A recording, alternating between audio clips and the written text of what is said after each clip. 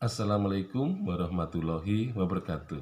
Nah, sekarang hubungan antara sosiokultural dengan kesehatan.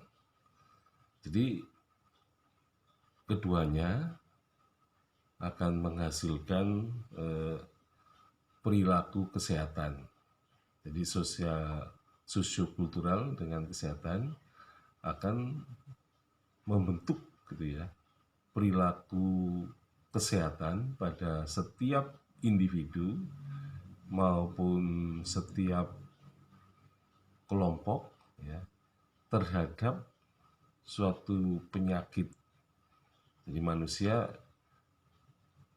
atau masyarakat biasanya akan merasa bahwa suatu penyakit atau bisa juga kadang-kadang disebut sebagai pagebluk ya atau musibah besar.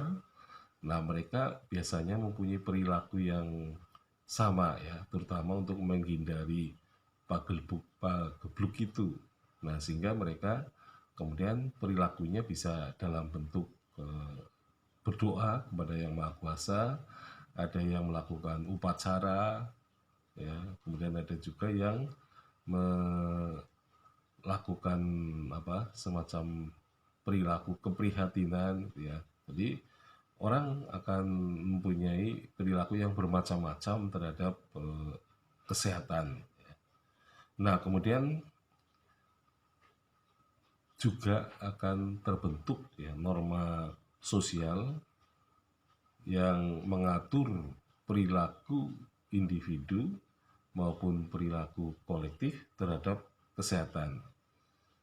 Jadi setiap ada penyakit misalnya, maka masyarakat mempunyai perilaku ya, misalnya orang yang sakit harus di semacam karantina ya.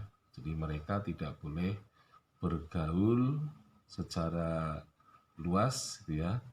Jadi mereka tidak boleh berkumpul dengan teman-temannya karena penyakit itu bisa dimungkinkan untuk menyebar ya, atau katakanlah berkembang biak penyakitnya itu. Nah, sehingga dalam masyarakat itu sudah ada norma bahwa seseorang yang terserang penyakit tertentu biasanya tidak boleh bergaul lebih bebas seperti biasanya. Jadi ada semacam karantina ya, karantina sosial gitu ya. Nah, kalau pada zaman dulu orang gila juga dikarantina dengan cara diikat gitu ya, dipasung misalnya.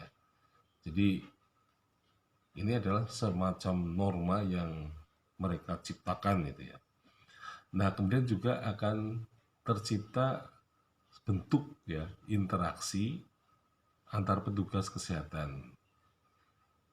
Jadi petugas-petugas kesehatan itu saling membantu ya, saling menolong.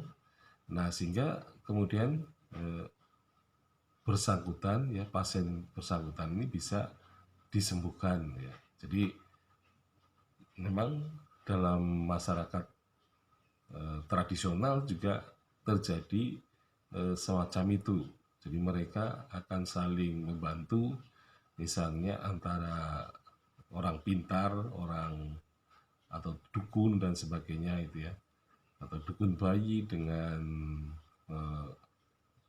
ketua desa dan sebagainya. Mereka akan bekerja sama terutama untuk membantu pasien yang sedang sakit gitu kan.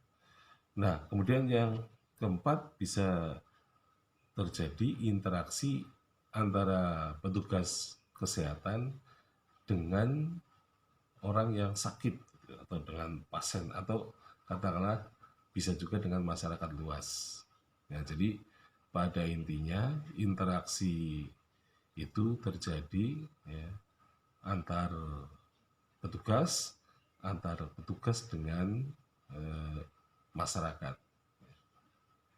Jadi itulah yang disebut sebagai sosiokultural kesehatan. Sekian, Assalamualaikum warahmatullahi wabarakatuh.